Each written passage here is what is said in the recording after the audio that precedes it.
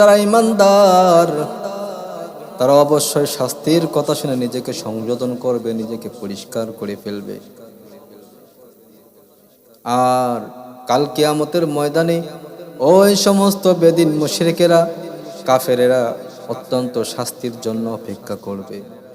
ইয়াউমা ইয়ানজুরুল মারউ মা কদ্দামাত ইয়াদাহ, কিয়ামতের ময়দানে আমার আল্লাহ পাক রব্বুল আলামিন প্রতিটা মানুষের হাতে হাতে তার আমলনামা, তার কৃতকর্ম যা কিছু অর্জন করেছে দুনিয়ায় সব কিছু তার হাতে দিয়ে দেওয়া হবে।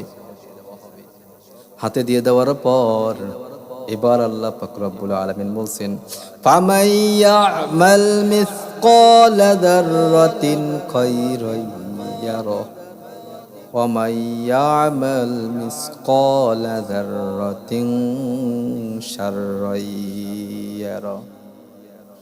আল্লাহ পাক বলেন, সামান্যতম নেক আমল সেই দিন স্পষ্ট জীবিতভাবে দেখতে পারবে, স্পষ্টভাবে দেখতে পারবে।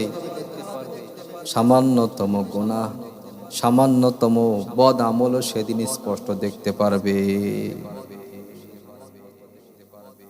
দুনিয়াতে যারা হাত দ্বারা অপরাধ করেছে, পা দ্বারা অপরাধ করেছে, কিয়ামতের ময়দানে সবকিছু তারা স্পষ্ট দেখতে পারবে।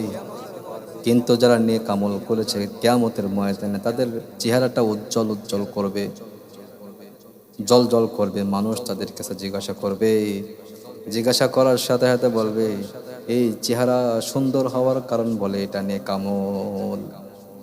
ওয়ায়াকুলুল কাফিরু ইয়া লাইতানি কুনতু তুরাবা, আজকে যদি আমরা মাটি হয়ে যেতে পারতাম তাহলে আজকে বিচারের সম্মুখীন হতো না, আজকে বিচারের সম্মুখীন হতো না, মস্ত বড় বিপদে পড়ে যাবে।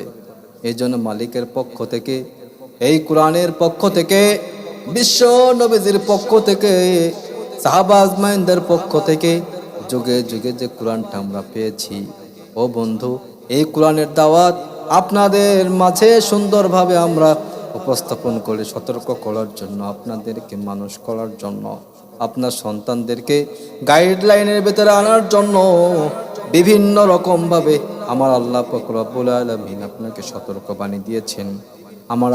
আমাদের ভিতরে যারা জ্ঞানী মানুষ আছে তাদের উচিত কোরআনের বাণী শুনে সঠিক রাস্তায় চলে আসা।